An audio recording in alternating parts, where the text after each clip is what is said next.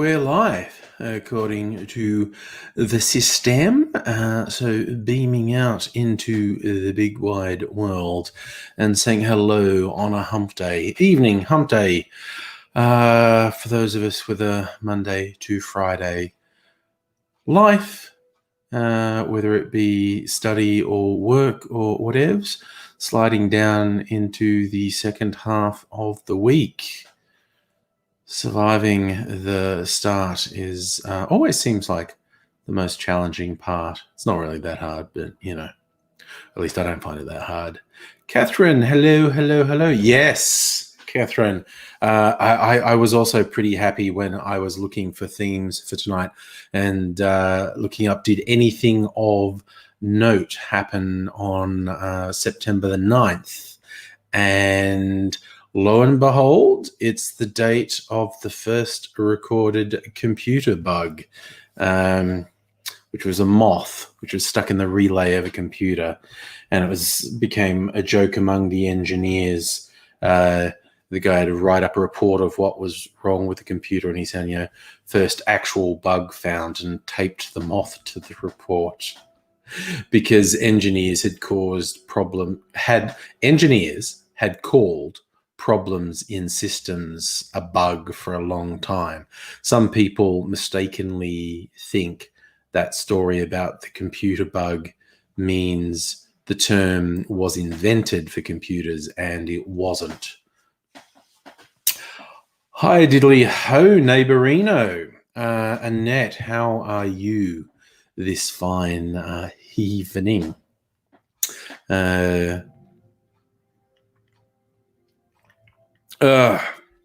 Just cruising on, taking it easy. Got a whole bunch of deliveries in the last couple of days. Got that cane spirit that I was drinking last night. Got a ring light for my video thing, so hopefully I'm going to look better lit on my next videos. Not the next ones I post, because I've already recorded and edited the next two videos I'm putting on my cocktail channel. But on Friday night, I'll dress up for Formal Friday and make some cocktails for the next week. And I already know what they're going to be. They're color variations on existing cocktails.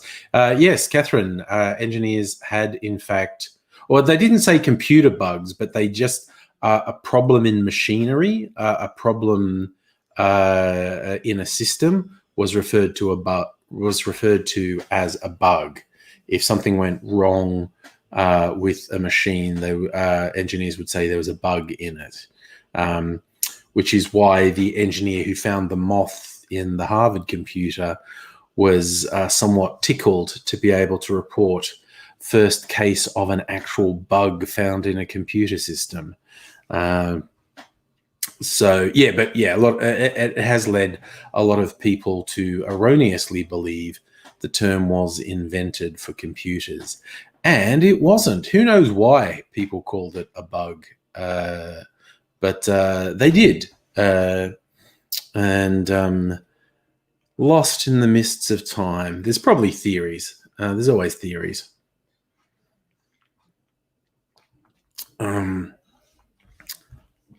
And off there, Stella, hello, good evening to you.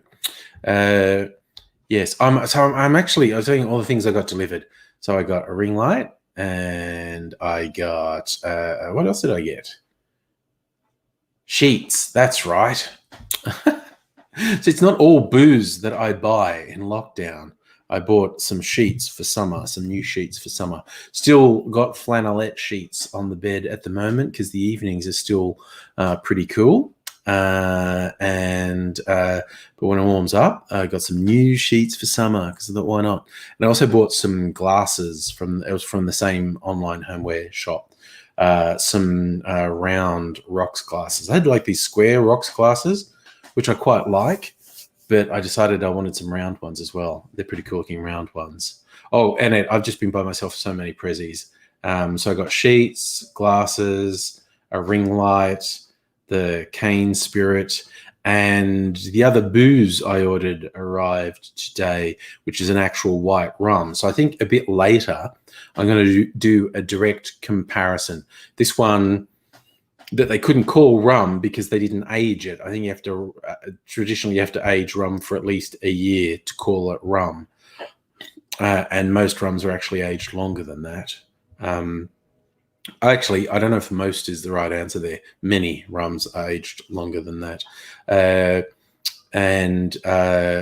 So, yeah, the cane spirit is an unaged, spiced white rum, basically. And now I got another rum and a white rum that's actually called rum. And I'm going to compare the taste and see how different they are. Did I say hello, Chris? If I didn't, hello. What do I still have to arrive? Because I still have, one really boring thing that's meant to unblock the toilet. We have a number of toilets in this house. One of them has a recurring problem with getting blocked. And this latest time, we are having a real problem unblocking it. So I don't know if this thing I bought will work, but we'll see. And also a vest, a real sort of goth vest I got suckered into buying. Was advertised to me on Facebook, and I actually liked, I mentioned this on another stream, I liked a bunch of the stuff they had. I thought, okay, and they seem to have it in fat bastard sizes. So I thought I'm buying the cheapest thing they have, which was a vest. And if it's any good, I'll probably buy more. So it was 32 where you are today. Damn, just the thought of flannelette sheets making you sweat. And hello, Justin. Oh, the day you've had, Justin. What might help? Some rum? You're thinking some rum might help? Some unaged cane spirit?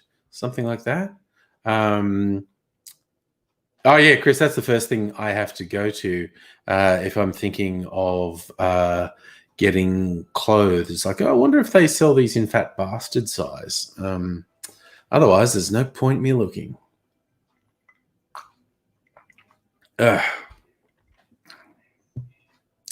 So, yeah, that's the life. Annette, have a godfather. That's a pretty good tip, quite honestly. Make it with Mac, because that's the nut liqueur I have. I don't have any amaretto. Keep thinking I'm out of focus, but I'm not really. I think my glasses are a bit foggy. Oh, God, yeah, the wildfires in America, Chris. They're coming a bit late in the season.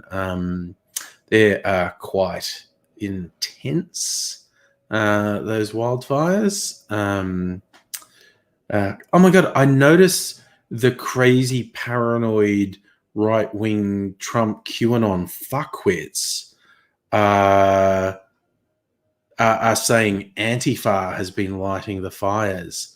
They're just going to go psycho and start killing people. I am slightly out of focus.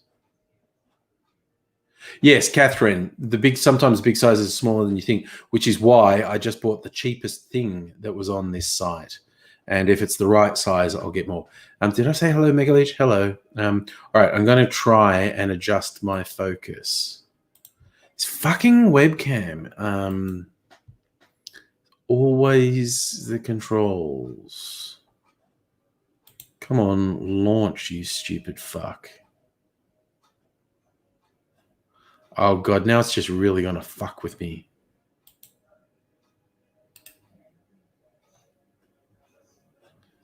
Fuck me sideways, honestly. What's that? I'm signed into Skype. That's disconcerting.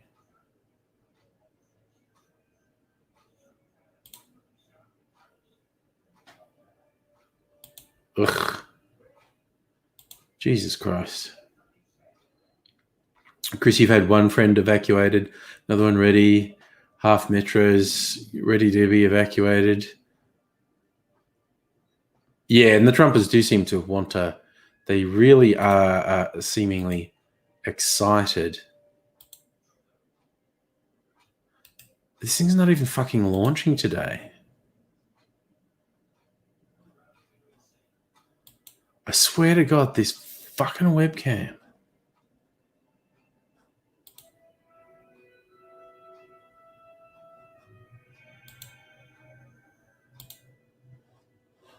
Oh, Jesus. What the fuck? Okay.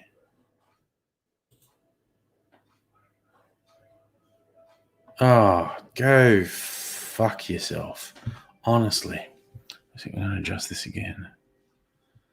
Yeah, no, I'm going to be a little bit out of focus for the whole stream because the fucking software that controls the fucking webcam won't fucking launch.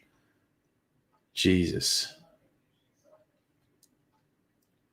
Yes. Well, it's not so much my computer that's having issues, it's the webcam, but the technology is having issues, but it has issues every time, which is super fucking annoying. See, I grew up with my dad was a photographer, so of course all the controls on the camera were analog. They were physical. You physically controlled focus. You physically controlled focal length. You physically controlled aperture and that type of stuff. So that's how I learned photography.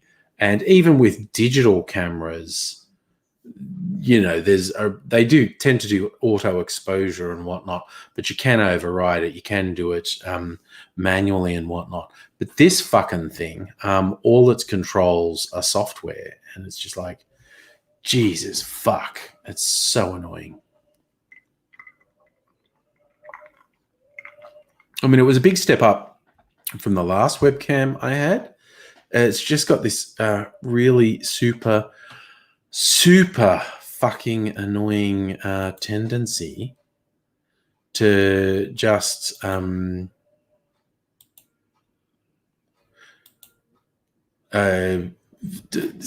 settings to go through. Well, I'm glad the settings are broadly okay, because sometimes when I just start up, the settings are super fucked, and I have to go to some trouble to fix them. Now it's only the focus that's fucked, and but this is a new one. This is the first time the fucking software's just refused to launch. That hasn't happened before, and so that's a new bit of fuckery for me to cope with. The software just not even launching. I mean, you know, I'd normally do the old 100% method of oh, what the fuck.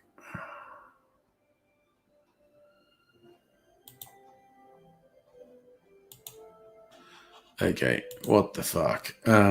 Sorry, I'm just trying some other things, and they're not working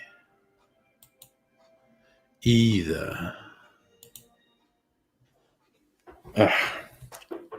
What's a password? I have no idea what password I set for this. Yes, I do know what password I set for this. I'm a Forgon genius. But what does this actually do? Oop, there's a mysterious stranger. Oh, you want me to make you a drink? Okay. So for ooh, wait, what's happening here? No. Okay. So I normally, if I make a drink on a stream, I'm making it for me, but I'm just going to make one. Something. Where's your cup? Or something fruity with tequila in it.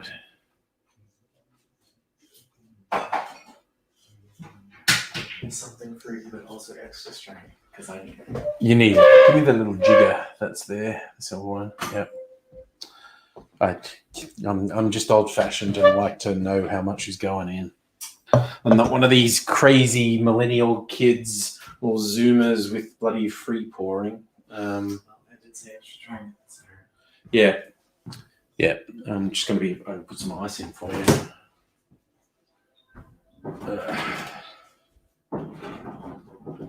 So I'm pre-forming a drink here. couple blocks of ice in it. All right. So, I'm going to put some lemonade as a base. Megalicious going to crack the starwood open. Yes. It's a fine purchase. I think when I use up my starwood twofold, which is their whiskey, I'm going to buy some more twofold, and I'll probably... Megaleech got the new old-fashioned premix, and I think I'm going to get another one of them because I used mine up ages ago, and I'm going to get the Red Manhattan too. Right. I said it's something fruity. Make it fun. Make it with blue curacao. There you go. Just for fun.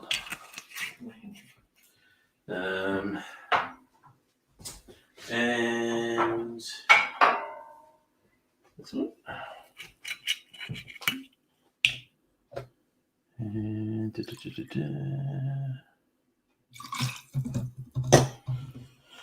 and just give a little kick along. Our old agave friend. Da da da da da da da. Tequila. Maybe.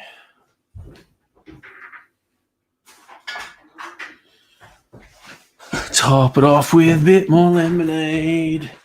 And that's a super classy highball there. Yeah, I'll just rinse this out and get the residue. Oh yeah, this smells like tequila. There you go, like blue tequila. You see that? Also, you see the cups I forced my son to drink out of. Who's 20, by the way, just in case anyone doesn't know how old I am. Bought these Father's Day cups. Probably 10 years ago. I've still got them. These big plastic cups.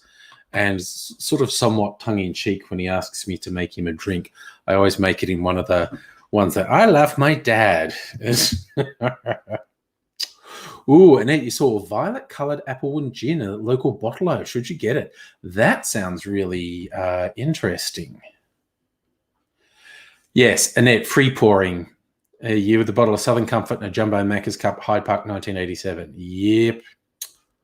Oh, Chris, I think you were telling me before about the fancy organic root beer, weren't you? Oh no, Charlie's got Bluetooth headphones that are allegedly connected but can't hear shit. Annette, do you remember what the violet-coloured applewood gin was called? Because that sounds like a limited edition. I know if Kirsten was here, she'd definitely tell you to get it. I think when I use up my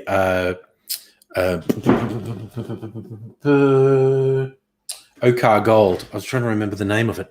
I think when I use my Okar Gold up, I'm going to get some more, and I might get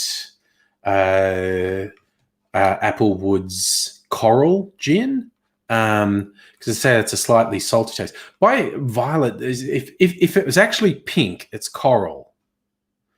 If it was violet, I think that must be some limited edition that's probably impossible to get now. You've stumbled upon a rarity. Yes. Chris, that's exactly what I did. Drink in a cup that says you love me. Definitely. So, yeah, Annette, you may have stumbled onto a real rarity. Because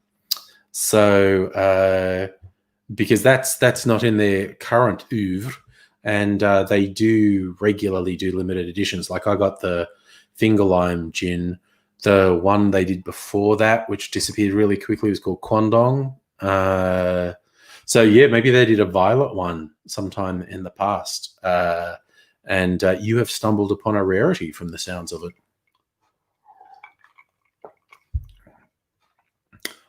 23rd Street if it's 23rd Street and it's purple, I think that's that butterfly pea flower that actually changes color when you put citrus in it, which is kind of cool. There's a few gins that use it. If it was the 23rd Street purple gin, I think 23rd Street Distillery. Let me double check. Yeah, they have one called Violet. Yes, and it uses the butterfly pea flower. So yeah, it changes color, and it's apparently a pretty good gin too. Yeah, so if you saw it, I think it was actually 23rd Street Distillery, and it's the one that changes color, magic gin that changes color. So, Chris, sour watermelon candy. I'm okay with the sour candies. Watermelon's not my favorite flavor. It's ages. I made like sour candy vodka a while back, which reminds me, I was going to make some flavored vodkas because I've got this confectionery flavoring, and I was going to use that to flavor the vodka and then filter it. So I realized I haven't been drinking vodka because it's got no fucking flavor. And I've been making cocktails that flavor. I thought, but if I flavor the vodka, it'll be more fun to drink. So yeah. Chris, good news. I am always keen to hear good news. I'm not sure what good news you're referring to. But yeah, Apple would have got a new limited edition coming out soon. They've been teasing it. I think it's meant to come out this week, actually, because like I'm on their mailing list from buying the stuff before. So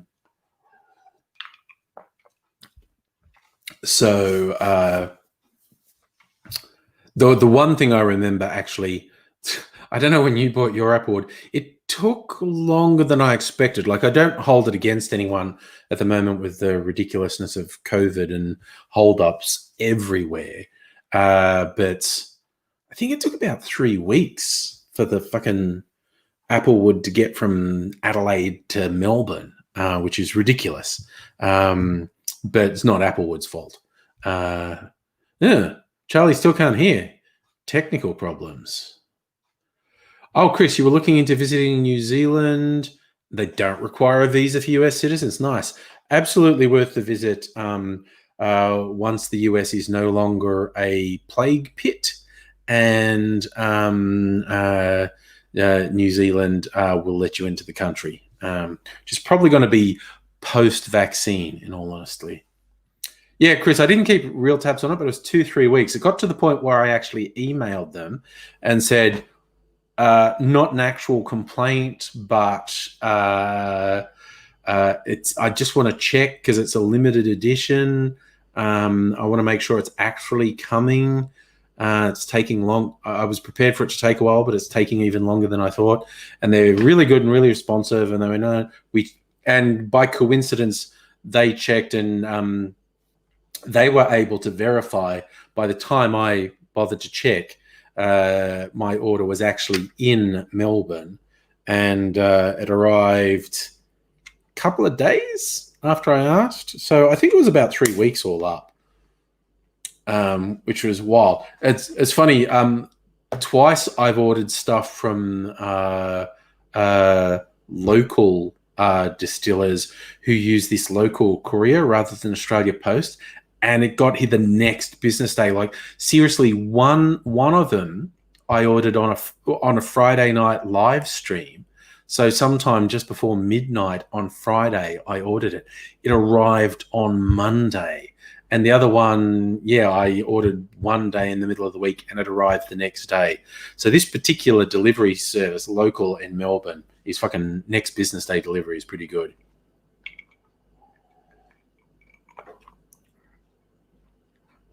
Chris, you're still trying to build a vinyl and cassette collection. It's a bit limiting at the moment, yeah. Yes, musical aviator. Trump did bizarrely start saying New Zealand was having a terrible time with case numbers going up, to double figures, while America has a really unfortunate number. Although, again, America is just sort of bubbling along, like at a quite bad level of infection and death, but not horrifically bad. And it's just like I'm going to use a colorful simile. It's like someone riding a unicycle right on the edge of the Grand Canyon. Um, they haven't fallen into the canyon yet, but the risk is so great, you're just waiting for it to happen because it seems inevitable. Oh no, Charlie, Bluetooth connected but can't hear anything. Reboot your computer? I don't know. Why am I saying that? You can't hear me.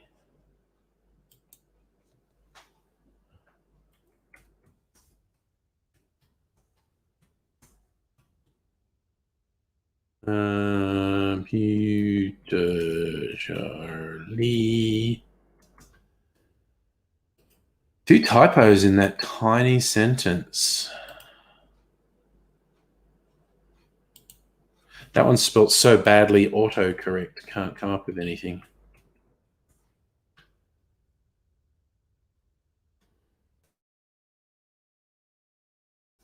Absolute destruction will soon be here. Trust me, it's 2020. Yeah.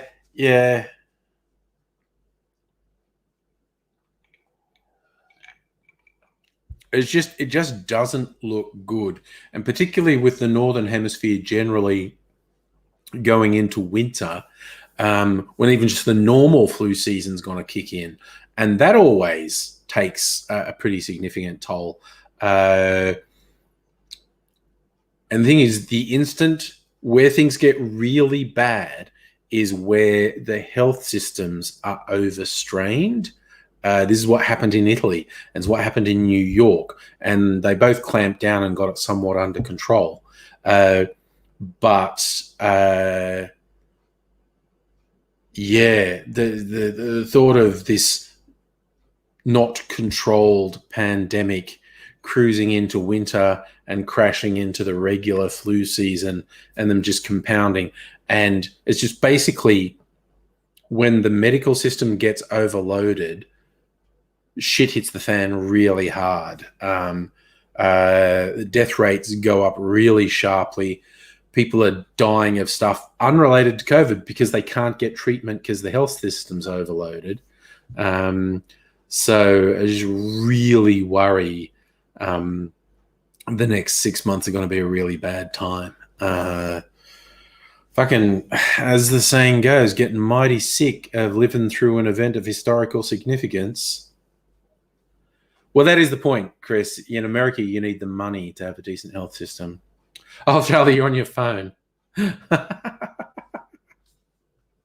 Here's me saying reboot the computer and you're on your phone. Well. The Lappy might be better. I don't know. Oh, Chris, it's like, and what are the weirdo Trump QAnon conspiracy deniers going to say when it gets to bodies in the street time? Like, what happened in New York, but everywhere. Meat trucks with freezers on the back in hospital car parks stacked with bodies. Mass graves and shit like that. Fuck me. It's like I really, really don't want this. I want, against all odds, an effective, safe vaccine to be available really soon. Oosh.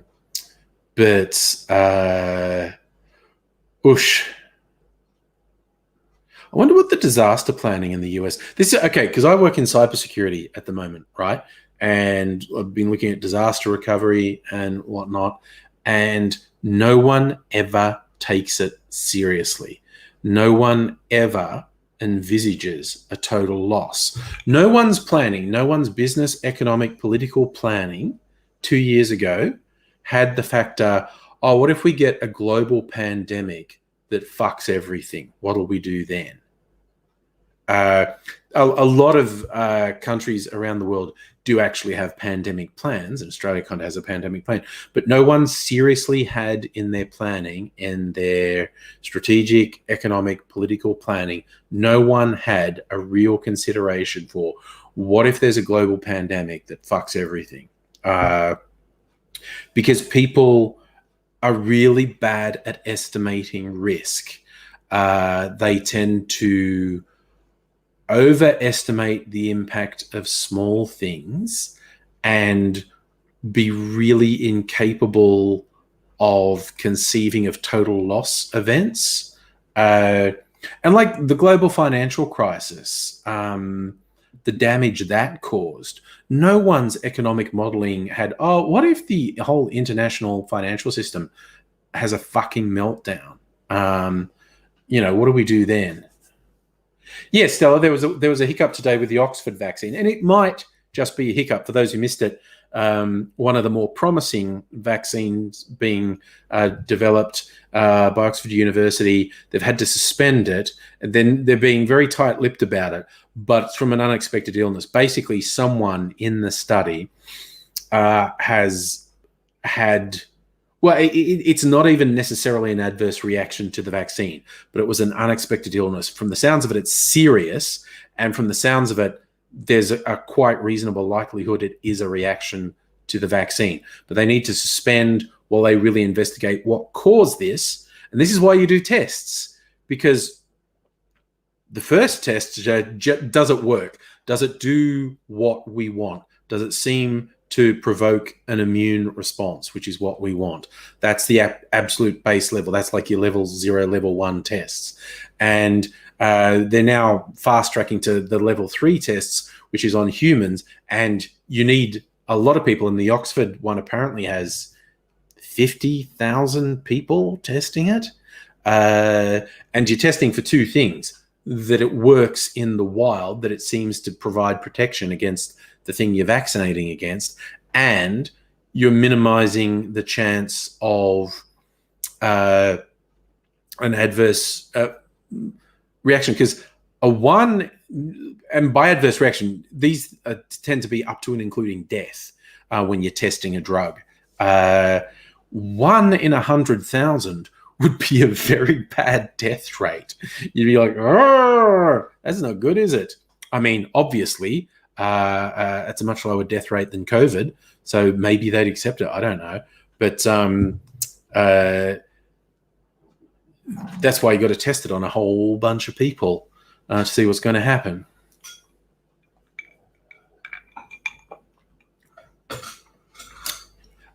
Yes, Chris, that is true. Obama actually had a pandemic plan in place, and Trump gutted it because it was an Obama plan. Wah, wah. Oh, you got your aux cord in and you can hear Charlie. There you go. Chris, your high school teacher told you to be ready with one plan.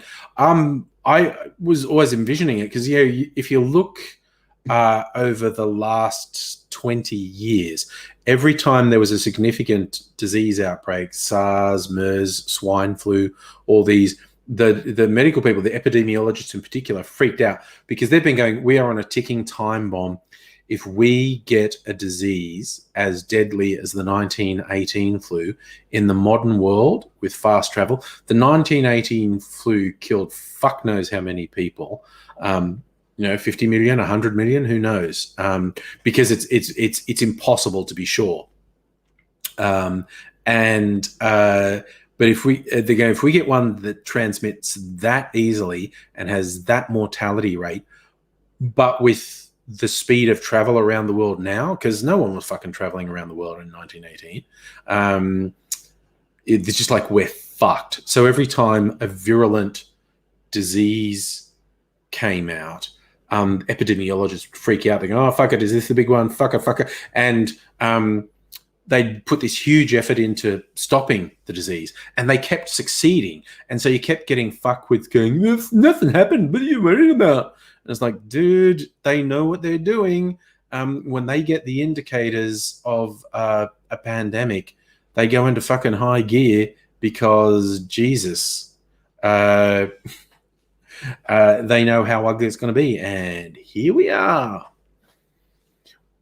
We might miraculously get this under control. We might get, and again, we've never ever come up with a vaccine for a coronavirus, because of course coronaviruses mutate all the time. This one turned into be a bad one, and we've never had a vaccine for a coronavirus, but we've never had this level of focus on it either, with billions of dollars being poured into it. So we'll get, for the first time ever, get a vaccine. We might be really lucky and get the vaccine before it just absolutely rips through. Because if we never get a vaccine, if we actually have to rely on everyone just getting it and who dies, that is going to be over the next 2 years. And that is actually the most likely outcome. That's going to be a bad result. That's going to be a fuck ton of people.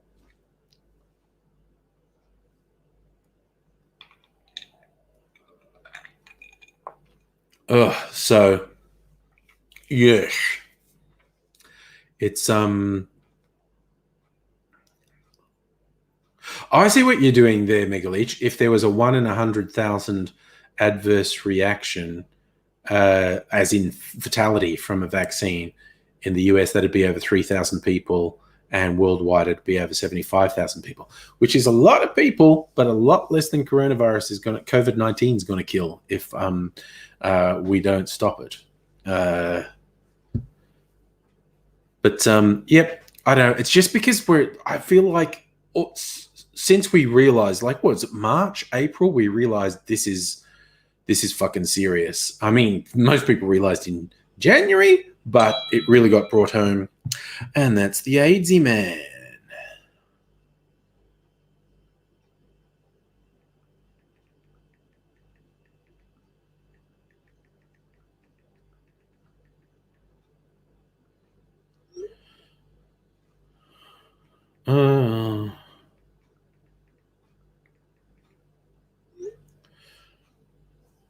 Yes, so AIDSy wants to join us. We'll see how long it takes. Yes, Megaleech, Tism, this is serious, man.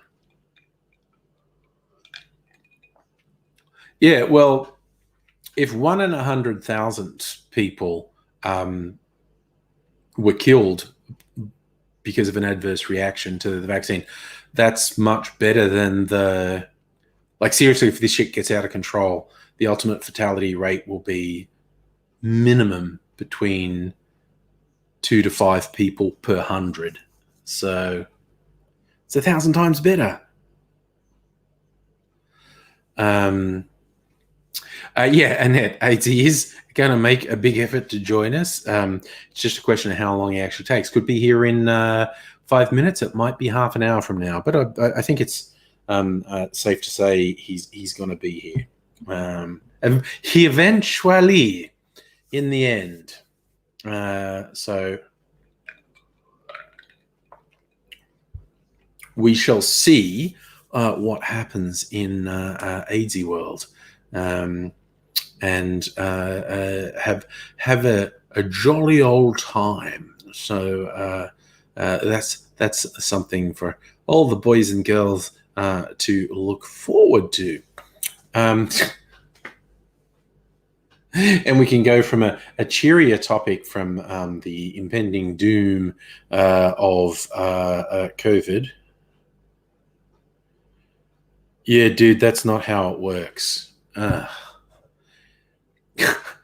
I told him, because I actually sent him the link before I started the stream. I emailed it to him. And he's saying, oh, my email is playing up. Keep sending it. It's not actually how email works, but I'll send it again. It's not ephemeral. What was it? It's not Snapchat. It's email. It doesn't vanish. Yeah. Megaleech, seriously, if the 1 in 100,000 people died from but the trouble is sometimes there's a much higher rate of adverse reaction that's not fatal. But anyway, we'll see.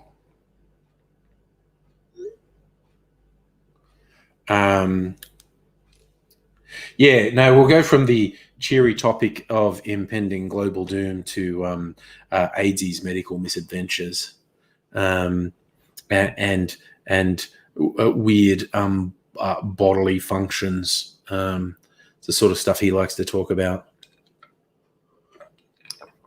But at least, I think he's for all the adversity, he's seemed in a pretty good mood, which is great. That he can maintain the positivity in the face of it all. Yes, Stella, you remembered we were threatening the giant turd story. Well, and I'm of the mind I had to hear it, so you have to hear it. He told me over the phone a while ago. This was a couple of weeks ago. In fact, this was before he went back into hospital. So this was some weeks ago. Yes, he actually told me this story, and it's like, oh, Lordy. Yes, Chris, I think it's fair to say he does have a strong mind, that he is very resilient psychologically, which is not to say he's not suffering damage psychologically. He'd be the first to admit that. But he definitely has the strength for soldiering on. So we shall see. We shall see how long it takes him to get on. And then, no, this is a new one. This is a new big turd story, and it is orders of magnitude worse than the previous big turd story. A side effect of AIDS's various medications, both prescribed and self-prescribed, has regularly been constipation on a quite significant scale. And when these events have reached their conclusion and release, it can be pretty spectacular. So, yeah.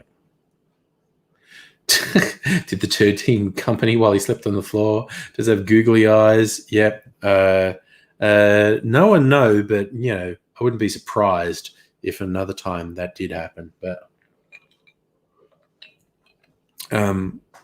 yes, these are all things we have to look forward to. So, yeehaw. Oh dear. Yeah. Who knows where we're going with this? But yep, we've just got to see. Yes, Chris, fiber and water is definitely the answer. A lack of both can have a terrible, terrible result on you. I like today's suggested drink on the Difford's Guide. 9th of September is an auspicious day for a lot of Chinese people. 9/9 is pronounced Zhizhi, which sounds like long, or for a very long time. So the number 9, thanks to its pronunciation, is associated with longevity and eternality. And so lots of couples in China choose 9th of September as the day to get married. Oh, and 999, 9th September 2009. So long. Tens of thousands of Chinese couples rush to tie the knot. So the drink that they choose to mark this day is called an happily married, which is vodka, apple juice, grapefruit juice, and honey syrup.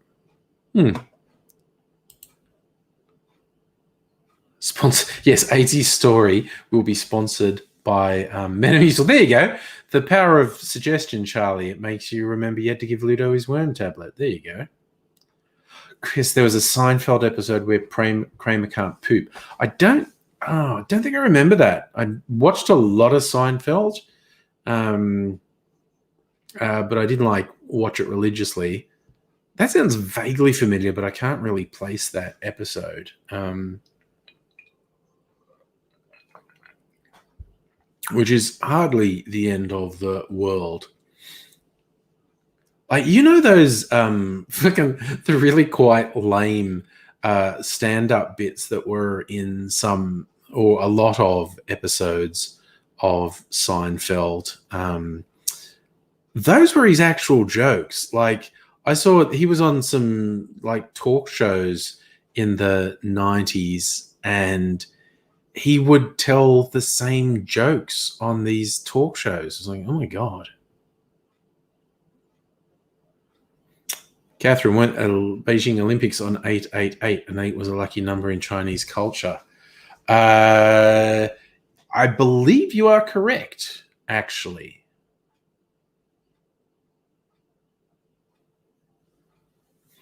Oh yeah, no, Megaleech, you absolutely want ice with your Starwood Old Fashioned.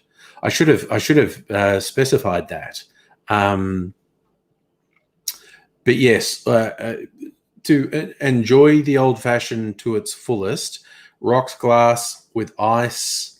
Pour in your old fashioned, and then spritz some orange. I want to make an old fashioned now. I'm jealous that you have that world beating pre bottled old fashioned. I want to make one of my own. Oh, Chris, no, okay. I should absolutely specify when I was ripping on Seinfeld and his lame stand up, he's way funnier than me. Way, just orders there's not even a realistic comparison. He's much funnier than me. But I suppose I found, I guess what I'm saying is I found them to be just absurdly safe. He was always just trying to be really, really safe with his material, which is his thing. That was his thing, to not do the swears, to not do dirty jokes. It was his thing. All right, now I'm going to do a bunch of stuff. Got inspired. I'm going to make an old-fashioned. I'm going to use my new glassware. I'm going to use some of my sexy clear ice. And I have some citrus appeal. I'm going to make a sugar syrup out of them, an oleosaccharum. Stella, actually, Seinfeld, the person, I do not like. Jerry Seinfeld is like, although weirdly, and a lot of people rip on it quite rightly, his comedians in cars getting coffee shorts. I like a lot of them. But yeah, Seinfeld, the person, I don't really like.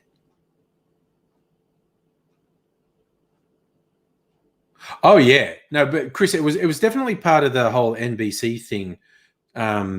To be nice, but it has always been Seinfeld's thing to not swear, to not go blue. But yeah, very much fit in with his many millions of dollars he made on NBC. Right, so I have to get a couple of things so I can do the things I got to do. Right, so I got to get. This is just basic. I know what I'm going to do. Yep. Okay. Gonna get a bowl for the peel. Little plate to cut the citrus. Gotta get a knife. Knife. Gotta get a peeler. Where is my special peeler? I need my special peeler. There it is. And I need my bartender's elbow. This is a big freaking undertaking. I'm going to get all this stuff. Start moving some stuff out of the way. Move my phone somewhere safe. Right. So, we're all good. All right. And I might just make an old-fashioned to keep me company while I do this. Here's my citrus. Put that there because Mimsy's not here. I'll put it on a cat tower. Got some blood orange and some lemon. I'm going to make it with... You know what? I'm going to make it with Fortis, the high proof whiskey. Ba-da-ba-da. And my new glass. New rocks glass. Or old-fashioned glass. And get a bit of a special ice.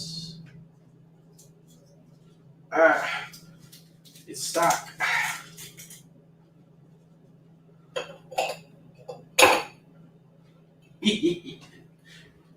It's filling the whole glass. That's too much.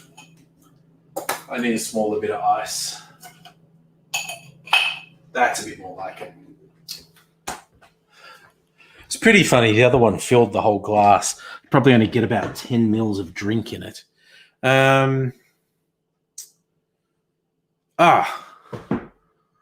you want a sugar syrup? Sorry, I'm just going to get a stirring spoon.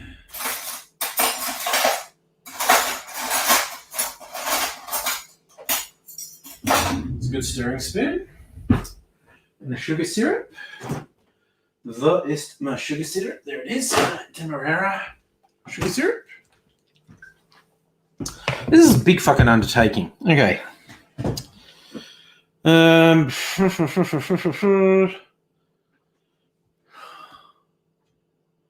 Ooh, nice. Watermelons. I'm actually not a fan of any melons, really. But you like your watermelons? They're in season. Good for you. All right. So I'm going to get a bit of peel from one of my blood oranges.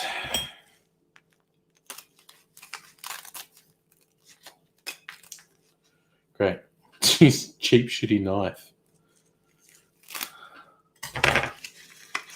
All right.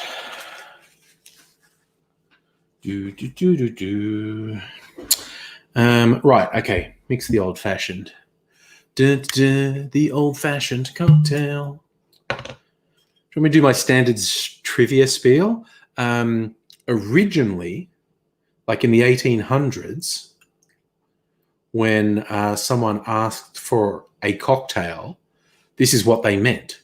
A cocktail was a specific drink. It was a spirit, a sweetener, and bitters.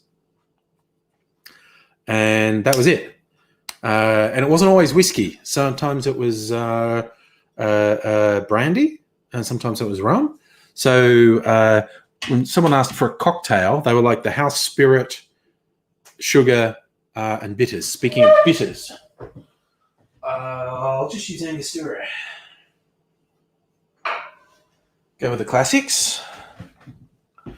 And then people started coming up with all other sorts of mixed drinks that they would call what was it? It was the flip, the fizz, the martini, and all these things.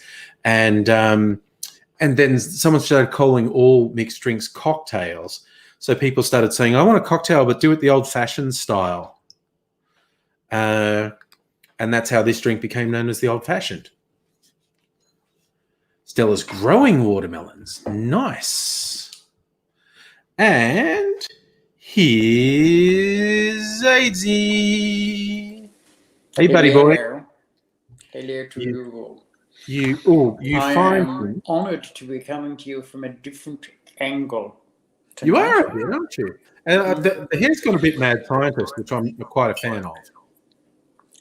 Bit mad scientist? Oh, it is a bit, isn't it? Yeah. Check this shit out. Yeah. So The reason that we had black and white television and the only color was blue is because of reasons of simple quantum entanglement. Fucking duh. You find me making an old fashioned. In the 40s. I mean, fuck, the Nazis were using television to guide supersonic bombs into ships, which they had to slow down because the supersonic bombs would go through the fucking ships, not make any damage, and blow up into water. What the fuck up? You know. Good. I'm just making an old-fashioned as we speak. And so I've got some tasks to keep me busy. If you're going to tell people the truly horrible story that they're all primed I'm for. going to tell people the truly horrible story. So, Tell me when to begin. all right.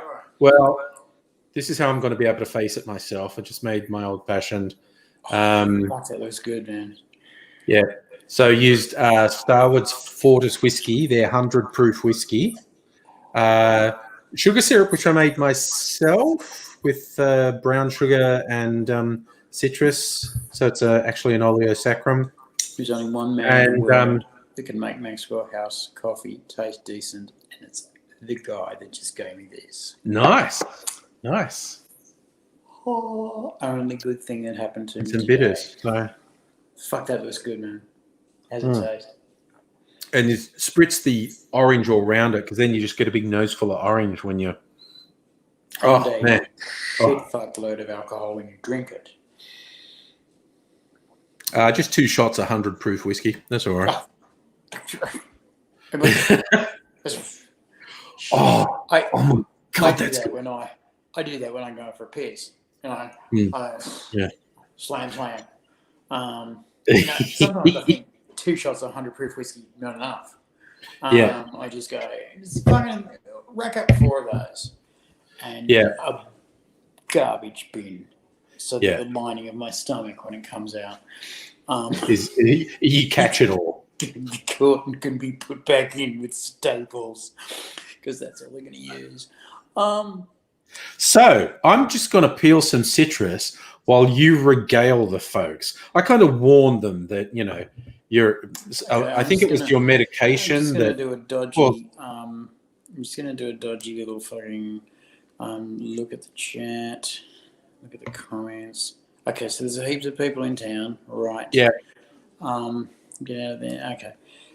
So, peeps, you know how at the beginning of some TV shows they say we warn people of indigenous Distressing backgrounds, content. that there is the showing of people who may be dead. That's what's happening here. You're looking at somebody who might have died Elvis style on the dunny. Okay? Oh no. The story begins. I am casually having a life breakdown through no fault of my own, by damaging myself massively with drugs. A topic that I talked about last night. Yeah. And I was on the floor for 3 days and was found by my boss of the house, who said, the house is a fucking mess. I'm not dealing with this. I'm putting you in an ambulance and fucking back off to mother's. Which she promptly did. And effectively, I got to hospital. The first 3 days were a bit of a blur. When I got in there, I think it's called GSR. I'm not sure what the initials mean. Yeah, you were explaining this one last night. Yeah. And basically, my favorite thing was there were folks in the chat who went, "Oh yeah, I've had that. Yeah, no, 3's bad. 3's bad. You don't want 3. 3's dead. 3's not dead. 3 is vegetative state. 2 is unlikely to live vegetative state. 1 is on his way out. 0 is clearly dead. Clearly 4 is nothing's really going on in there. This boy ain't He is good. responding to some stimuli. So they were like pricking my face and flicking my eyelids. And next day, my GSR shot up to 8, which is can recognise some buildings and can piss oneself 4 times out of 5. And then it shot up again to 11. I couldn't remember. I still can't remember names. I couldn't remember the day. I didn't know when my birthday was. So reading out my armband to get drugs was tricky because I couldn't read. And they were going, yeah, guys are a fucking mess. And then they finally got around to asking, what the fuck happened to you? And I said, well, let me tell you a story about nitrous oxide. Now, one of the things they said is, when did you last open your bowels? And I said, last time I remember opening my bowels was a week ago. That's awkward. And I've been having a lot of nitrous oxide. One of the things about nitrous oxide is it makes you constipated. And the kind of food I was eating wasn't helping. Except I was having a lot of fibre. So it's pretty much all I was eating was breakfast cereal and sugar. But sugar's also constipating if you have enough of it. Angry, looking at you. Yeah. So 4 days later, they've gone, so, Itty, opened your bowels yet, buddy? And I've gone, no. And they're gone, so that makes it, by my count, a week and nearly 5 days. And they're going, that's not good. And I'm going, no, I'm not impressed with it either. I can see a visible lump in my lower mid-region, which is very hard to touch and painful to squeeze. And they're going, that is not a good sign, sir.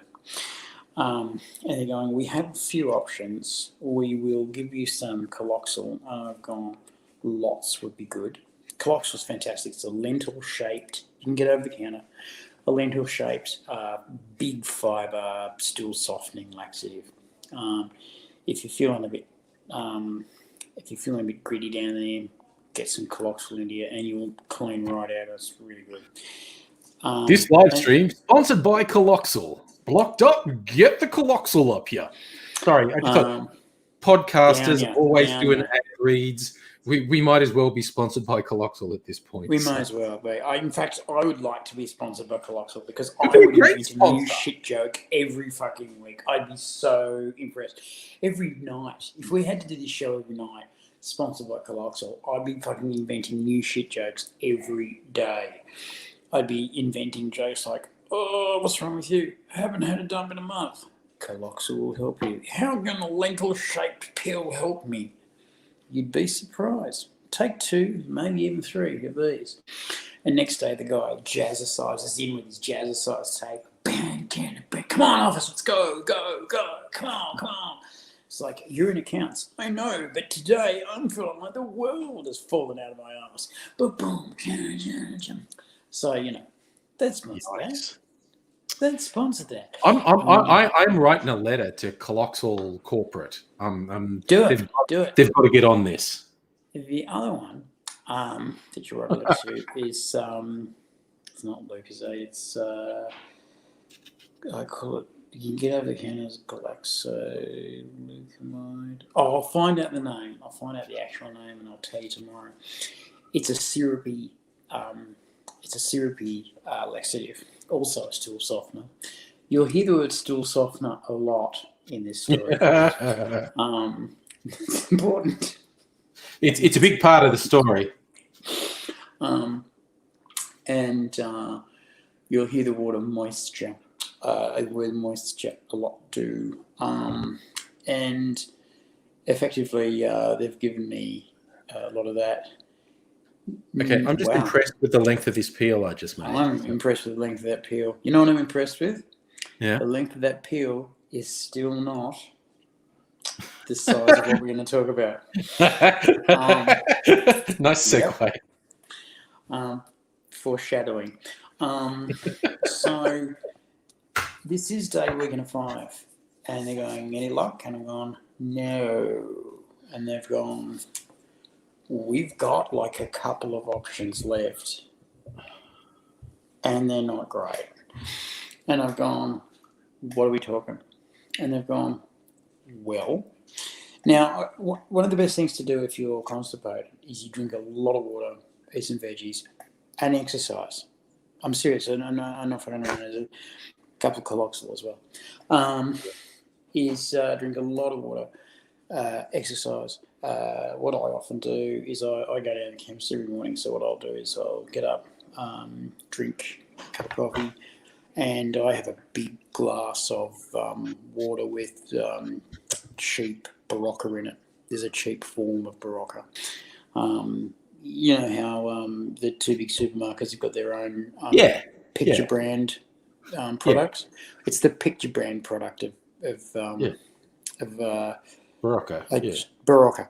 And stick a couple of those in, down I go, and then I'll head down the chemist. Give me my highly poisonous drug. Thanks. Blah. Cheeky little vintage. Tastes like shit and charity. And home I go, and I'll feel my innards moving, saying, maybe it's time. And then I'll give it a bit of ooh, and it's good. So that's the best way to run it. My doctor folk say things like, listen, if this doesn't happen fairly soon, it's going to get pretty bad. And the worst it gets is surgery, and we don't want to go there. No ward wants to send their patient off to OR for bowel surgery for a shit.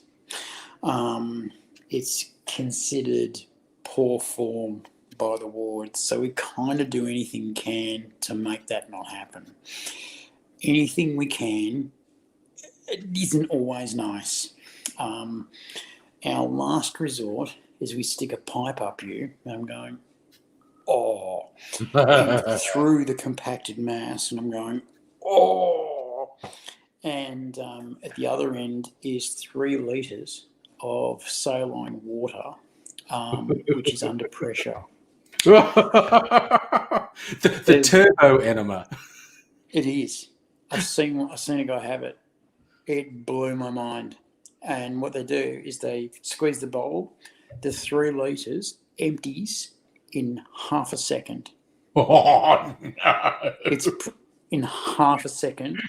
3 litres of water is behind your turd, and it slams straight out of your arms. Oh, no. And the nurses, when they do this to you, they say, this is going to hurt. Now, nurses and doctors never, ever say that. They say, some discomfort, sharp scratch, uncomfortable, stiffness is another one they use, right? They never say pain, they never say hurt, but the nurses went, this is going to hurt. The doctor said, yeah, I don't need to be here for this, and fucking bailed. And I'm going, that's not cool. And the nurses said, well, you want to see the result? Oh, yeah, bring it to me before you take it to pathology. And so they've hit the bowl. This guy's fucking screamed. I've heard this unearthly noise of purient liquid. Like there was this big thud and split as the 3 litres comes out of him, and I've gone, oh, that's bad. And then the smell was pretty rank. And they've got a commode bucket, and put paper over it. And there was actually a mound in the commode bucket of where this thing was sitting. I was just going, bloody hell. And they're going, okay, now we're going to give you some morphine. How are you feeling? He says, so much better, but in so much pain. And they've said, now we've got to wipe you up and look at your bum. Sorry. And so they've wiped him up, and they've gone, yeah, there's blood there, would expect that. And I'm going, oh, shit. And they've said, oh, You've torn yourself in two places. Yeah, one of them's going to fix okay, but one of them's going to require a stitch or two. And I've just gone, oh, God. So the doctor comes back in and gone, show me where this stitch is. And he's looked at it and gone, yeah, that's a couple of stitches. And this poor guy gets this local in his bum and gets 2 stitches in his ass. And he was not a happy camper until he had them out. Of course, stitches sometimes infect. If it's in your bum, it's going to infect. So somebody, and I don't know who, but somebody was given the job of cleaning out the infected stitch hole. If anyone asks you how bad your job is, and you tell them, well, I had to talk to dickheads all day. No. I had to shovel sewage in a pipe all day. No. I had to squeeze the infected arse stitch hole out of someone's anus ring. That right there, sir, madam, is the worst job you can have. Because imagine the thing spurting at you. Let that image sit in your mind for a while. Okay, now I want you to imagine the smell. Okay, we'll move on. This is what they did not want to happen to me. Okay, and they said we don't want that. I've gone, I don't want that. And they've gone, so what we're going to do is we're going to give you so much of this, so much water and so much softener and laxative that there's going to be basically no choice. And I've gone, I'm ready to take this on, Australia. I'm ready to be that guy. I'm ready to wear the green and gold of sporting colours, or the blue and gold of our national colours, which have been changed recently to green and gold. I didn't know that. But blue and gold used to be the Australian colours, and green and gold were our sporting colours. Just a little bit of trivia, so that you don't remain an ignorant prick for the rest of your life. So I was rocking around in my crippled state because I had to learn to walk again, and it hurt anyway. And then I've gone, I'm going to need some help to the bathroom. And so I hobbled to the bathroom, and my adult nappy has basically gone, yep, it's time. And I've gone, I've got to go faster to the bathroom. And there was no going faster. Even now, there's no going faster. So I'm going step, 50 millimetres at a time. And I'm just going, this is not a good look. This is not a good look. Thank Christ there's no one in there. I've gone in there. Everything's ready to roll. And they've gone, okay, sit as far forward as you can. Get your elbows on your knees. We're going to give you a step to put under your feet. And remember to breathe in and bear down. You'll know when this has happened because the muscles in your body will tell you it's happening. And I've gone, all right. So I sat there for 5 minutes. Nothing's going on. I'm going, oh, this is another dud. This is a disappointing day at the office. And then all of a sudden, the muscles have gone, no, we're happening. And my bum starts to complain about, no, this was not in the contract. And I've gone, yes, but you did sign up to be a homosexual. And my bum's gone, no, you don't understand. This was not in the contract. And I've gone, come on, it can't be that bad. And my bum's gone, yes, it's that bad. And I'm here to tell you I was on that toilet for 45 minutes, right? And for at least half that time, what was actually going on was my ass was expanding to the size it had to let this go through. And as it happened, it would stretch and I would just cry. And I was going, oh my God. And it would happen again. I'm going, that's just not physically possible. And then it would happen again. I'm going, when did you stop doing this? And it goes, never.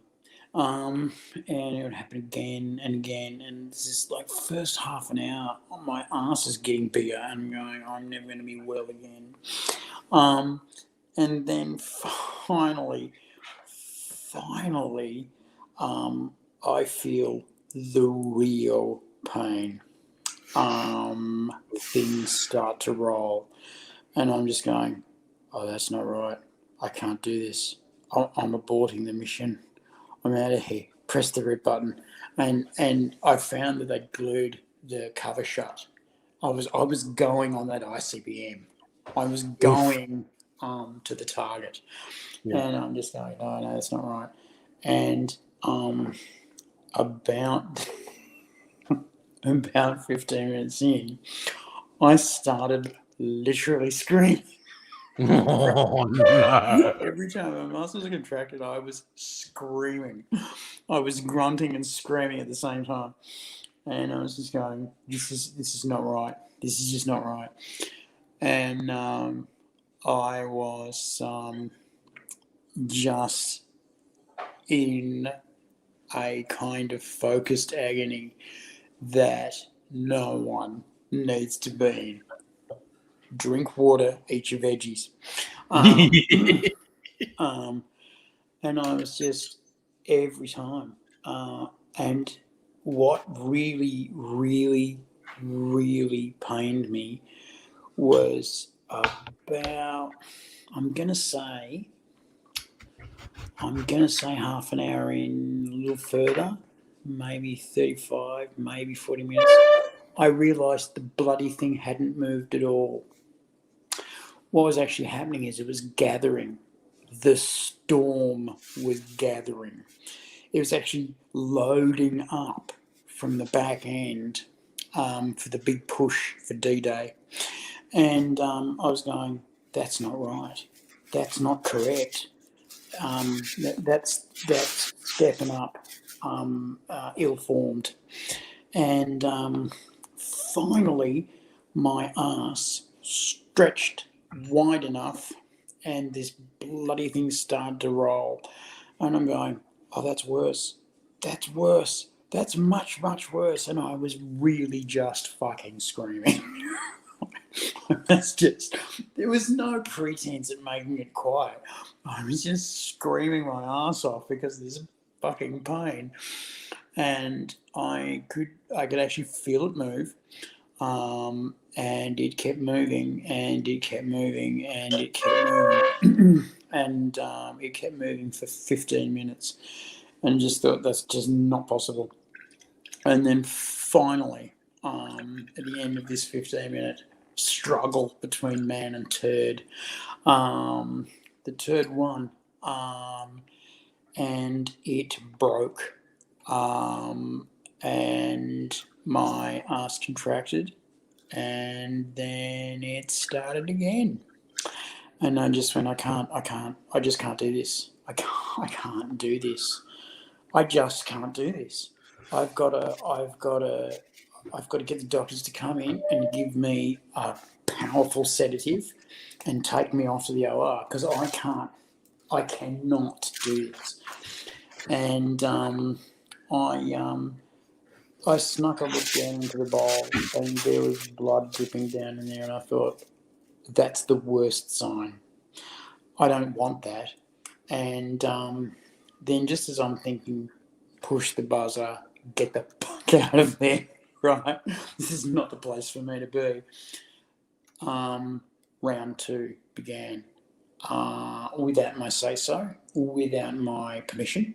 Round 2 began, and round 2 was much, much more aggressive than round one and bigger. And I was, tears were coming out of my eyes. I will not lie. Snot was coming out of my nose. I was screaming again, screaming so hard that one of my dentures went loose, and I went, no, my dentures are not going down there. So I just forced it back into my head and screamed a lot more. And then I felt this massive cramping in my stomach, and I went, "It's all going to stop. I'm going to be mid Oh no. mid defectus, Yeah. and I'm going to die like Elvis with a brain hemorrhage because I tried to push too hard, and effectively the cramp just somehow just stopped, and I realised it wasn't a cramp. What it was a muscle bending itself around a hard piece of thing, and I've gone, that is so bad. It means the muscles that push aren't even up to pushing the back end yet. Oh my God. And then something was in my favour, because enough of it pushed through so that the muscles of the back end could really do their work, and they'd had enough of a week and a half of pushing against a rock, and they pushed this bloody thing out, and that was the worst pain I've felt in a long, long time. You've got to understand, laying this turd was like trying to shit out a crankshaft. It was just the most awful thing ever. And then all of a sudden it was over. It was just done. And I let out the biggest fart you'd ever heard in your life. And that was great because I could actually see the swollen part of my guts deflating. And I'm just going, that's the go. Anyway, at that point, doctors and nurses rushed into the room, rushed into the bathroom and said, "Are you okay?" And I'm going, "I think so. I think it's done." And they went, "Oh, because we heard you stop screaming and we thought you might be dead." Right? And I'm just going, not a good sign. And I've gone, okay, well, that's done now. Oh, you better back off because another one of those farts is coming. And it did, followed by some friends, which, were nothing anymore. And then I've gone, all right, I'll flush this. And I've gone, no. I'm going, what? They've gone, oh, no, we want to check it out. I've gone, you're serious? So I've done the preliminary cleanup. And they've had a look and they've gone, wow, that's amazing. I'll describe this to you. Now, I'm saying I'm going to describe this to you because as we get into this, it just gets worse and worse and worse, right? So I'm going to describe this to you. And one of the nurses and one of the doctors have both said, that is the biggest turd I have ever seen in my life. And I've gone, no fucking way. Come on. You've seen bigger than that. And the nurse said, no, only surgically removed from very old people have I seen bigger than that. And the doctor said, yeah. If I'd have known it was going to be like that, I would have gone to surgery. And I've gone, no. And they said, no, that's damaging. That's really damaging. Dimensions. It was 65 millimeters wide at diameter and 450 millimeters long. So effectively half a meter. Yikes. It was a kind of purple brown, because there was a lot of blood in there, and I had torn a fissure in my anus, and it was liberally bleeding. And so they said, do your best to wipe up really, really gently. And I've gone, yeah, sure. And hospital toilet paper's like wiping your ass with A4. So you've got to use a lot and crunch it a little bit to soften it, and then in you go. And I've done this, and I've gone really gently and song of pain. And I've noticed it's a ghost poo. There's almost no poo on the toilet paper. It was it's mostly dry. blood. So I've done the second safety wipe. No poo at all, just blood. And I've gone, okay. And I've had a look at this thing. It's purple. It's fucking huge.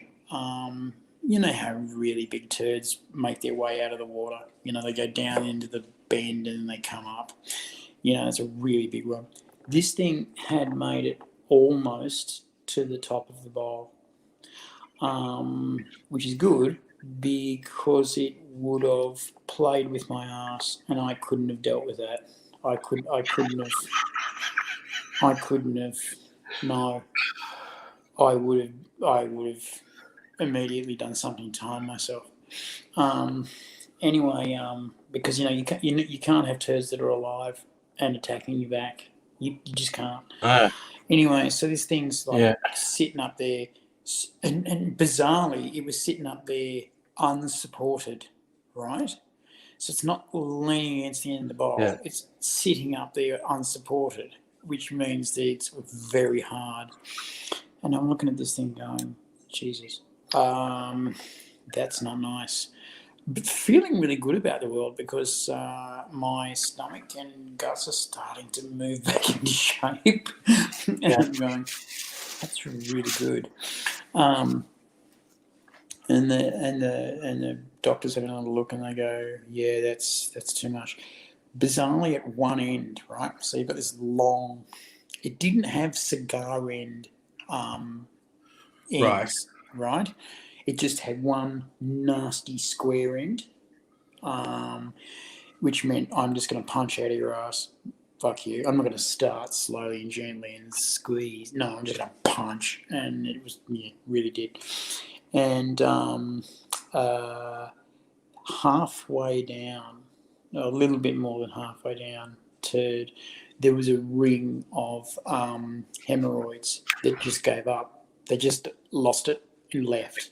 Couldn't hold on anymore. They couldn't hold on anymore, and they got torn out. This turd tore out a ring of hemorrhoids. And I just went, what's supposed to happen is they're supposed to come out at the end, right? But no, they came out in the middle, and I just thought, God, if your hemorrhoids have given up in the middle of a turd, you're in trouble. And this turd thinned right out and then opened up again to form a kind of sphere at the end of it. Yeah. Like a peg doll. And I'm going, that's fucked up in a fairly major fashion. And I was really quite afraid. Really quite afraid. And I went, it's time. So I felt around my bum and I've gone, yep, that's a prolapse. And I shouldn't have been surprised. Really? Would you be surprised? Would anyone be surprised? Really? 65 millimetres, 450 millimetres long? Come on, something's going to give. What I found out was because my anus tore, a little fissure, which was bleeding quite happily. Giving yourself your own episiotomy is like, not the go. Anyway, I found out that the prolapse wasn't going to last. It probably wasn't even going to last the night. And I was going, good, small mercies. And the doctor said, all right, we'd better have a look at this because we might have to stitch this up. And I'm going, no, come on, the night's been bad enough. Everybody in the ward knows what's happening, right? It wasn't just the 4 people in my room, right? It was the whole ward heard me scream. I was the guy who laid the half-metre turd. From then on in, I didn't live that down. That followed me everywhere. That's in my notes up the top. And I don't know if it says survived like a true Australian or cried like a girl the whole way through. And I don't mean, to pick on girls. I mean to pick on myself. Probably screamed like a girl. I squealed like a girl. I know that. That high-pitched note they get? That was the one I had. With a lot of going on and a lot of grunting because I was pushing at the same time. And so this weird shape of this thing fascinated me. And I went, all right, well, I'd better get rid of this. And they went, no, wait.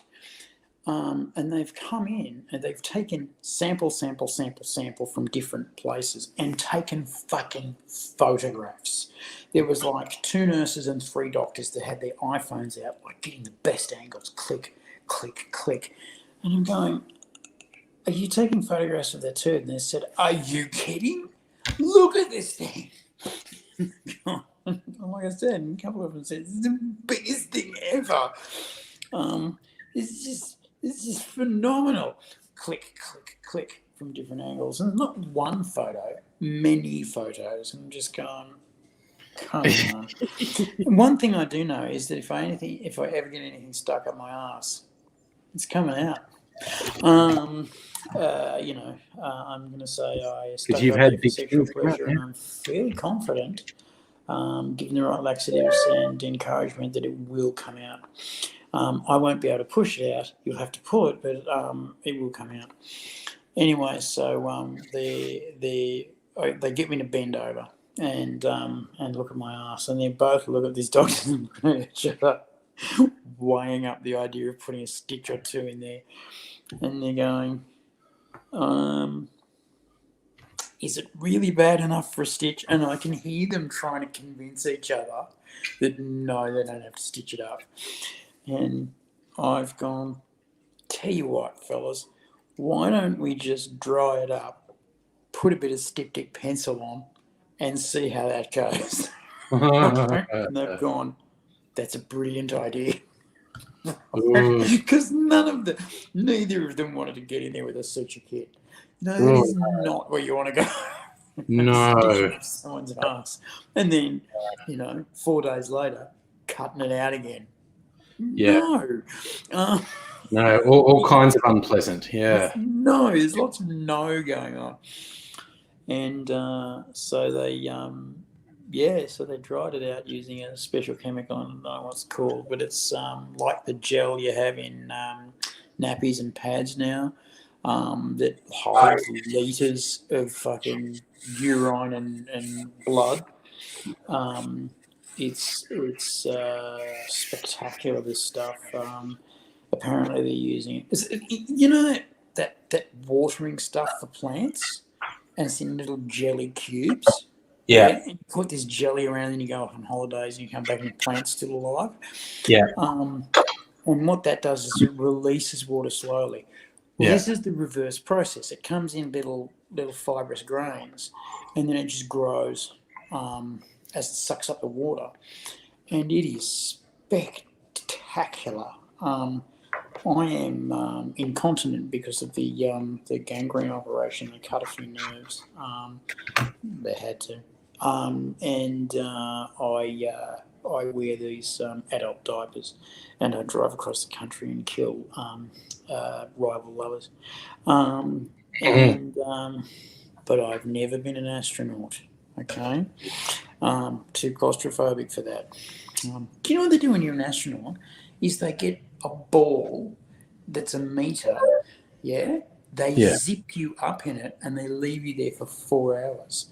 You're basically curled up into a tiny little space, and it's dark, and they zip you up there and they leave you there. And if you freak, Claustrophobic. you're not going to be an astronaut. But if you're cool with it, you're fine. And half of the astronauts report getting so bored that they go to sleep. The other half of the astronauts report working out how to make light so they can read a book, right? Because these are fairly clever people. One of them worked out that his headband contained phosphorus grains, and that if combined with ingredients in his shoe polish, like he was wearing his Nike style shoes, and the shoe polish of those combined with those kind of ingredients, it would actually form a glowing light. And he found that he had enough light to read by, and he was really impressed with himself. And then later on, when he got out of the ball, he went, "Look, I made a light." And they went, "What did you make it out of?" He said, "Oh, phosphorus from the headband and shoe polish from the shoes." And they went, "Can we have that?" And they've stuck out this metal tray, and they've put it on. As they're taking it over to the sink, it's caught fire. Because when you're in a little ball, there's enough carbon dioxide in there to Stop it from ignition. It's not enough to kill you by any means, and there's oxygen getting through. Carbon dioxide is not going to build up to any dangerous levels, but there's enough carbon dioxide in there to not let a fire go off. And because apparently in the beginning they had astronauts who smoked have matches, and they'd light up a smoke, and with the combined oxygen and their own breath oxygen, these balls would explode. This is, NASA mythos that can you imagine sitting there with an exploded ball around you and a black face and a cigarette, in the old like Bugs Bunny cartoons. Well, that didn't work. That's part of your astronaut training. Learn about oxygen. Anywho, bloody. So they're looking at me and they're thinking styptic pencil. They put these crystal things on. It's soaked up all the blood immediately, enough so that they could put this pencil on. And by the Jesus, that stings. The antiseptic. The antiseptics, and what it does is it burns, it cauterizes the wound. Oh, okay. Yeah, that's what it's for. Works like bloody. It's brilliant. Boxers use them all the time to heal cuts. They also, when you see boxers with their swollen eyelids, what they do is they cut the eyelid so that they let the blood out so the boxer can open his eye again, because you need binocular vision. Someone's trying to hit you with their hand to either get out of the way or hit back really hard, which is what they do. Boxing is a sport where you're trying to give your opponent brain damage. Nice. But then so's all kinds of football these days. Those poor bastards. Ever since the 90s happened, football got all codes got hit hard and hit harder. And there's players these days, retired players, who are committing suicide. They've got depression. They've got memory problems. They've got everything that Daisy's got. They're getting brain damage. You remember Muhammad Ali in his later years? Oh, yeah. No, he got Parkinson's. He had Parkies, and he had early onset Alzheimer's. brain injury. And just from fucking getting punched in the head for 10 years. Yeah. He made millions and millions of dollars, but he was getting punched in the head for basically 20 years. George Foreman said that he saw Ali on a TV doco and he was shaking, and Foreman just cried. and he said after the Rumble in the Jungle, they both made a lot of fucking money out of that. Yes. He said Ali made me a very rich man, and I used to go and visit him all the time, going thank you. And they would play golf, and they would fly around in planes, you know, because they were black men in the 70s and 80s, just going, we are rich black men, and people don't call us nigger anymore much. Not to our face. Clubs. Well, it was weird. Foreman and Ali went to an awards ceremony, and it was an awards ceremony to give them an award. They got to the front door and they were refused entry. Yeah. And they both apparently just laughed their ass out and went, okay, and left. Their management has rung them up and going, where the fuck are you? You know, there are people sitting down to dinner and there is no guests of honour. Yeah. And they explained what happened and they went, you are fucking kidding me. And they went, no. And what they did was they hired a limo company to go and pick them up from the bar they found. Put them in this limo. And they put, I think, Donald Trump and a few other rich people that they could find. And they basically had this walk through and they called the paparazzi and they said, turn up. When they said red carpet, the whole bit. And they pulled the limo up, doors open, out they come, paparazzi go wild. The doorman can't say no niggers allowed, and in they go. And all of the white folk that came with them were laughing at all of this, and they set up the back and had a dinner and got pissed. And Ali and Foreman accepted their award and were laughing all night, thinking, because they were joking at the bar apparently, like, I wonder how this night's going to go. No, we're going to be there, you know. And who's going to wear the shit for it? Is it going to be us? Yeah. Apparently, when they got refused entry, there was a woman there standing in the velvet robe going, are you fucking kidding me? And they've left, and she started arguing with the doorman. And you can't argue with the bouncer. You just can't. They don't argue. It's yes or no, and when it's no, and that's it. And so she's arguing, and maybe he caught the fact that they were in fact the reason the night was on. Maybe, you know. Myth has no record of what happened to him. I'm guessing, now this is a long shot, but I'm guessing some job loss was incurred.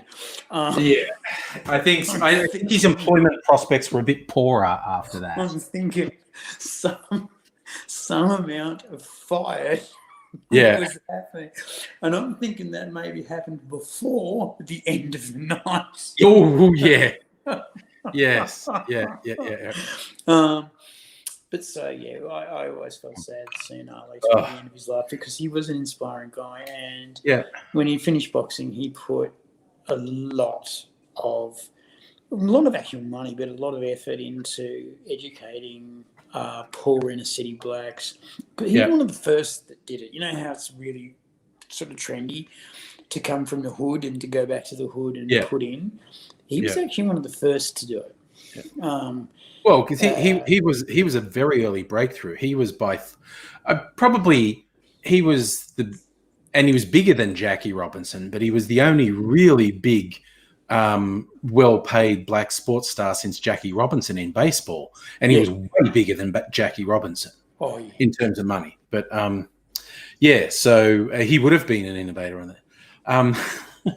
You know, that shit still happens. There was one, I think it was just last year. You know how the football players and basketball players, even the ones you haven't heard of, are paid tens of millions of dollars a year. So they're rich as fuck. Some guy, and it was in the city that he plays for, was getting into his $500,000 car, and some cops just said, get away from that stolen car. And he's like, fucking what? And I think he was amazed they didn't recognize him, and they're like pulling guns on him, and he's like, "Fuck all of you," and they crash tackled him and twisted his arm. They actually put him out for the season. They dislocated his shoulder. And so that's a lawsuit worth tens of millions of I was dollars. going to say They fucking lost. that the police department's not buying anything for a few years. Yeah. And that was, he was in the city that he represented, and he's a major star. Corporate teams come after you for your dough, they don't fuck around. They want all your dough and your parents' dough and your children's dough and your grandparents' dough and people you know. They would have gone, you've hurt our $1 billion player. Have you got $1 billion in your back pocket? Yeah. Well, you can pay it off on a low interest loan of $2 billion. Because those footy teams and those baseball teams and those basketball teams are fucking loaded. And if you hurt their players, which is their number one asset, without the players, you don't get the fans. Without the fans, you don't get the dough. Yeah. The merch alone on a single player, even low rent players, sell millions of dollars of merch. Millions of dollars of merch a year. Such a big business. These are guys you've never heard of. This is like number 19 in defence. The Suicide Squads in American football, they all minimum pull down $5 million. They play for a maximum of 30 seconds a game. Yeah. A maximum of 30 seconds a game. I should explain the Suicide Squads. They are the guys, when you see the guys kick the football over the goal? Yeah, they're the blockers. They're the defenders. And they can't move until he's a metre away from the goal. And they've got to run like crazy and take him out. Now, the goal kicker can run backwards into effectively the rest of his team. Yeah. And the Suicide Squad have got to try and take him out, and they've run into a wall of hurt. And they just get put down. You don't even see it on TV because it's over in 5 to 10 seconds. And so, like I said, these guys, they don't have more than 30 seconds field time, and they are minimum pulling down between $5 and $7 million base pay a year. Yeah. And their merch deals are insane. They're just enormous. Yeah, absolutely. And fuck me drunk. If I had the opportunity to go into one of those huge heavyweight boxing matches, I would do it. Crippled as I am, I would somehow get through the fucking ropes. Somehow. I would get people to push me through the fucking ropes. Yeah. And I'd stand in my corner, and then I'd get someone to push me into the centre of the ring to shake hands. I'd be holding on to the other boxer's hands to stand up. Yeah. And then I'd go ding ding, he'd punch me in the fucking head, and I would walk away with $5 million. And people, I've been punched in the head for fucking nothing. For actually more punches in the head. Yeah. So being punched in the head once for $5 million. Yeah. I'd be there.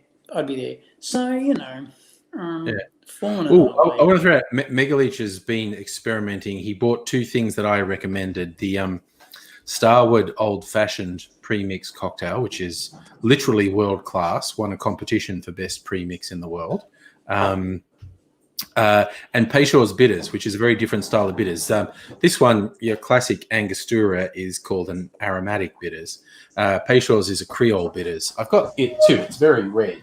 So I was just thinking, okay, Megaleach, if you're ever feeling really bold, I've made this and it's good. This is Peyshaw's bitters. You see it's very, very red, whereas the Angostura is very brown. If you're feeling bold, there's a drink called a Trinidad Sour. And normally when you put what are you doing that's making you do that? Okay, Creole anything has enough chili in it to kill me 5 Oh, metres. there's no chili in Creole bitters. I mean, that's their cuisine, certainly. The ingredients are water, alcohol, herbs, spices, caramel, and food coloring. Look, technically, spices could include killing AIDSy stuff. It could. Usually do. There could be killing AIDSy stuff in here.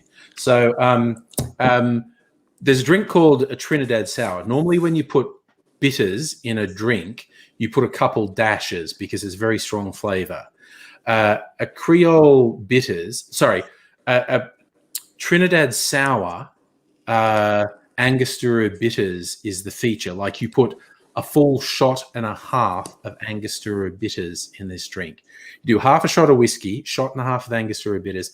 And I made that for my cocktail channel. And for a laugh, I thought, what's it like with Peychaud's bitters?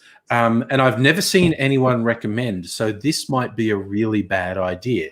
So I made a Trinidad Sour with Angostura, and it's very strong, but it's tolerable. This was fucking great. Again, notwithstanding it might kill AIDSy because who knows what's in it. But Mega Leech, if you're ever feeling bold, try making. I just instead of a Trinidad Sour, I just called it a Creole Sour. But you could find the base recipe pretty easily by just searching Trinidad Sour, and that's like 1.5 shots. So 45 mils of the Peychaud's bitters, or do 30 mils if you want to be cautious. Do half shot. In fact, you could. I don't know if you've got whiskey. If you don't have whiskey, you could use your old fashioned. Do half a shot of the old fashioned. You want some sugar syrup. So like 1 shot of sugar syrup and 3/4 of a shot of lemon juice. And that is actually a really good drink. I was really surprised. Like I was doing it to be a silly bugger on the video. It's like, okay, a Trinidad Sour made with Angostura bitters is pretty full on, but I can tolerate it. I thought I've never seen anyone suggest making it with Peychaud's Creole bitters. So this is potentially a really, really bad idea. But science, you only find out through experimentation. And it was good. I really liked it. Oh, Pitty Wallaby. Hello, how are you? You remember she does our Fursona cartoons. She's the one who declared you to be a wombat and me to be a Tasmanian devil. So that in fact, by sheer coincidence, that's what I used as the thumbnail on tonight's one, the recreation of me making you watch horror movies. So Tasmanian devil, me laughing evilly, and wombat, you go, oh my God, no, what? People inside should stay on the inside. Which is what I think every time I come to hospital. Oh yeah. I'll just finish off with go. So they've burnt my asshole closed, and it's bled for a few days. Back to the asshole story.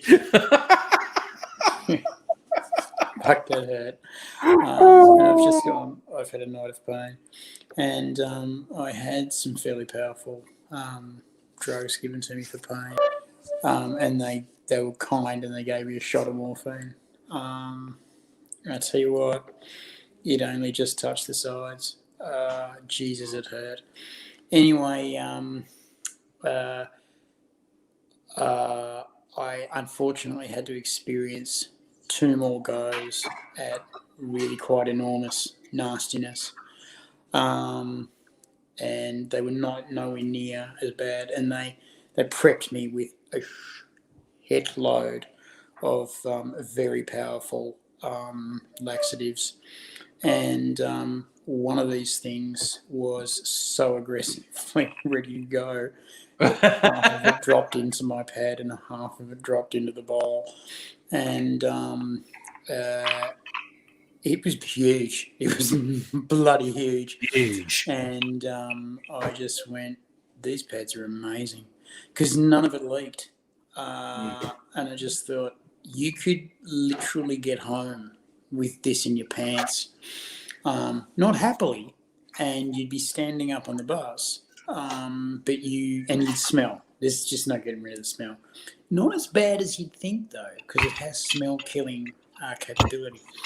But no leak, and you just effectively double tight, in double bagged, and then shower. But I just managed to get to the toilet when the rest of it turned up, and plippity plop out it came. And I thought, oh, that was easy. And I looked down and went, fuck. And it was one of those ones where you press the button and the bowl fills up with water. Yeah. And you go, I hope and pray that the actual water air pressure pushes it, and it did. But anyway, the massive megaturd. I said, okay, I'll get rid of this. And they went, no, don't touch it. Go on, wash up. And I'm going, well, no, really, it's really technically my fault, so I should really. And they went, no, get away. And there's 3 nurses hanging around, and this, but they call them ASS, and they're the cleaning ladies and the food tray ladies and the coffee making ladies and the angels of the ward. And she's basically shooed these nurses away and said, get out of it, because there was no tools available. There was no shovels. There was no fucking plungers. There was no, sharpened crosses. There was just a toilet cleaner, and she's grabbed this toilet cleaner literally with both hands and started smashing thing to bits. Die. She stopped, wiped her brow, and said, "This is very, very hard. This is very, very hard. I am very surprised that this was possible." And apparently it was one of the hardest things they'd actually experienced coming out of someone. They said it was so compacted that it was basically solid. About 10 millimetres in, it was essentially solid. And they said, no wonder you had trouble getting rid of it, because by the time it had shaped itself, it wasn't going to move. And when it was on the move, out of view, there was no quarter given. It didn't neatly go under the bowl, under the bend. It just basically hit an angle. Then I'm not illustrating that. Petty Wobbly, I don't think you should. I think that would be illegal in most states. Anyway, so this poor woman is smashing this thing up, and they hit upon this idea they'd smash bits of it, then flush, wait for the bowl to come right up, and then to take a little bit away, then they'd smash it. Oh no! And apparently it took them 5 flushes to smash it all up and to get rid of it. And at the end, they looked at the toilet cleaner and went, no. Triple bagged it and chucked it. Oh, God. So destroyed. Oh, God. This turd. And I'm just going, I feel so bad for everyone. I learned off the internet a certain number of American families have what they call a poop knife. That because the way their toilets work, every now and then you do a poo that's too big to go down the toilet, so they have a blunt knife by the toilet that's specifically for chopping up jumbo poos. So they can. And when you see this on the internet, talk about it. There's this chunk of Americans are completely familiar with it, and they grew up with a poop knife. And this chunk of Americans are like, the fuck are you talking about? What lunatic fucking house did you grow up in? So, the entire rest of the world is like, fuck are you guys talking about with poop knives? What the fuck? Poop knife, yeah. And you've got to think about diet. Yeah. You have to think about diet. Yeah. And one of the funniest things I ever heard about that was a animation done by David Blumenstein. And this one copper says to another copper, so you eat no fruit? No fruit at all. No. don't like it, don't want it. And he says, when do you shit? About once every 3 months when hard rubbish comes out. And I just thought, genius job. Yeah, pissed myself when I heard that. I just thought that's genius. Oh my God, that's brilliant. That's Oh, brilliant. And I just thought, God. that's David all over. And just it's just horribly plausible as well. That's It's exactly right. That's You what just makes go, it funny. It just sounds horribly plausible. horribly doable. But I just think, yeah. this guy's got. Go on. Yeah, just saying on this poo note, I'm gonna go to bed because it's bedtime. Did one throughout Megaleech is taking his Starwood New Old Fashioned to games nights as Kirsten says, make sure it's cold, really chill it. You're taking your orange, so yeah, really cold into the glass, orange peel, spritz over the top, wipe it around the glass and drop it in the glass. And it's like the one I made tonight. It's one of those things where it's like, I haven't made an old fashioned for a while. And so I made it tonight with the Starwood Fortis, the 100 proof whiskey. And I'm going, why the fuck don't I make this more? This is just like such a good drink. There's a reason people have been drinking this for 200 years. And it's like, I have an announcement to make. AZ has an announcement. The first of the By the Stairs shows is coming along. Good. What we need now is voices. And what I would like is for men with deep voices to write this line down. Once upon many times lived a house on an unassuming street. Here's interest. Sorry, I interrupted you. I thought you were done. Go for it. Okay. Would you be amenable to like the different accents, as in if an Americano or an English type person who had a deep voice? Yep. Absolutely, Okay. but it just needs to be a narrator voice. It needs to be a deep, really authoritative voice. The villain, we're gonna experiment with different sounds, and also we might make a chorus. So we might actually use lots of voices layered, and get that horrible effect of lots of souls at once speaking, because it's nasty. The villain's really nasty in this one. But for the narrator, who will, by the way, be getting a lot of work, we need the narrator to be very authoritative, very matter of fact. The narrator is merely telling a story, not judging, not giving an opinion, is merely relaying the fact that this happened, then this happened, then that happened. Good night, everyone. Sleep well. Will be the last words of the narrator pretty much every week, if I don't come up with something better. So the line is, once upon many times lived a house on an unassuming street. And if you could read that line into a file format and send it to Angry, because Angry's the producer of this and ultimately the final say-so on anything that goes, because AZ tends to write fairly blue and hardcore sometimes, and it's wrong. So Angry needs to go, no. So if you think you could do that, please send it in to Angry. It's just one line, and Angry, have a listen, pick out a few, we'll both have a listen, and we'll go, that's the one. Because we'll know. You'll know straight away when it's the one. You go, that's it. And because you just do, right? What I was going to do was I was going to get the Reverend Doctor to do it. And I thought, you know what? No, not this time. This time, we're making it. We are making it.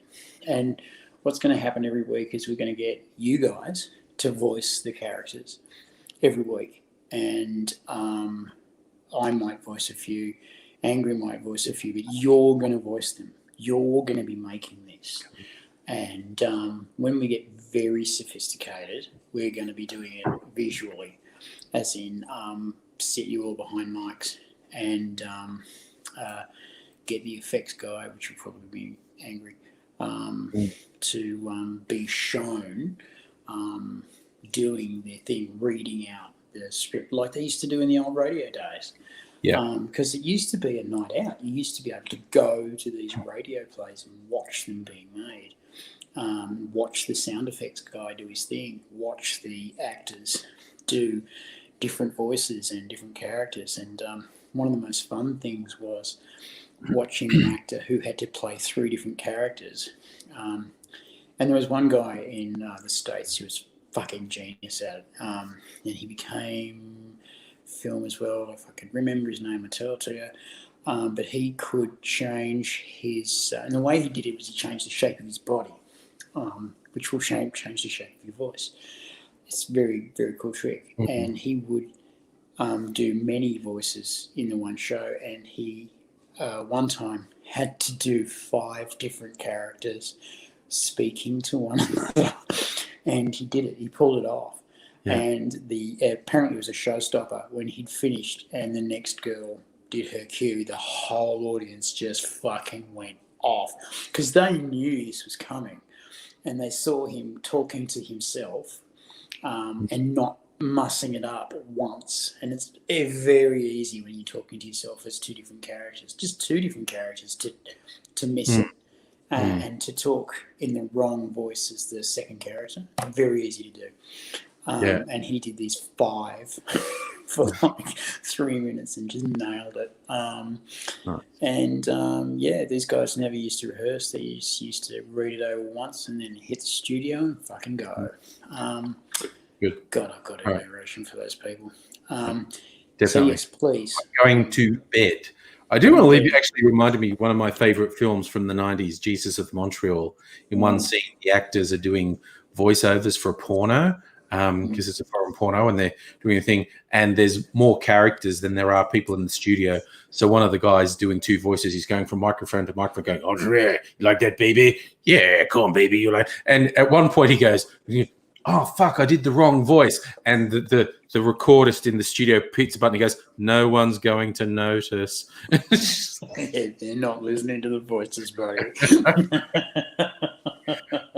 On that note, we'll bid you fine people farewell. Hope you take care. See you again soon, but bye.